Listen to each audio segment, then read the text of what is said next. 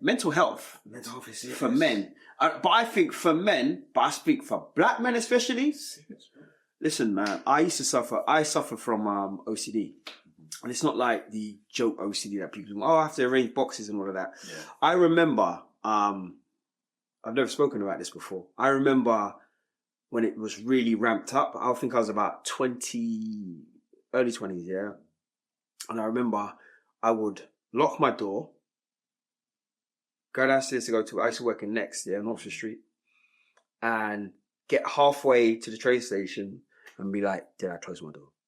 Okay. Turn back, go back and check. Okay. I'll be late for work. Okay. If I couldn't tell them that, it's because I'm checking to make sure my door's shut. Yeah. So that would happen. And I'd hide it because having mental health issues, having OCD is not something you want to talk to your brethren about. You know what I mean?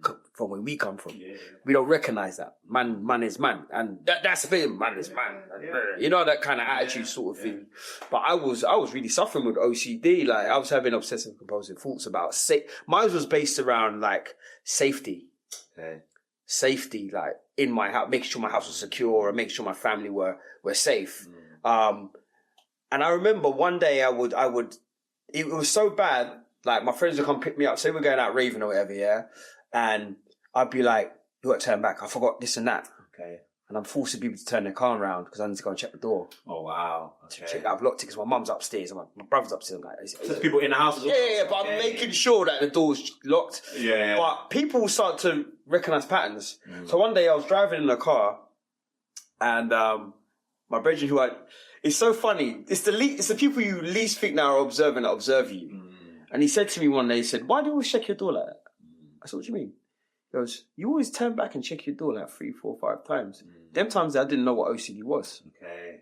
Remember, in my 20s, there's no internet a lot. This before mental health. Yeah, before it was any thing. I just think I've got something wrong with me. Do you get me? Like I'm obsessing about this stuff. Yeah. And I couldn't even give him a label for it. Do you know what I mean? I didn't know. And so he put me on the spot and I was sweating. He's like, no, you definitely check your door. Like, mate, I'd even go to my friend's house. He'd be ironing. And I'm just thinking, this guy's reckless. Because he's ironing. And then he'll leave the iron plugged in. I'm like, bro, do you not check the irons?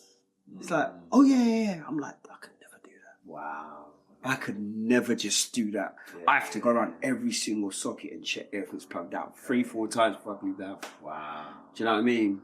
Luckily enough, touch wood, I've overcome that now. Many years ago. I'm cool with that now. I went to therapy, sorted out. Yeah. But at the time, it's quite crippling.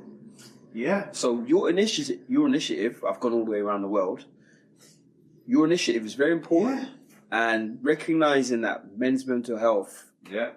And I think the thing is that that's a thing, obviously, like, I've been through my struggle as well. Like,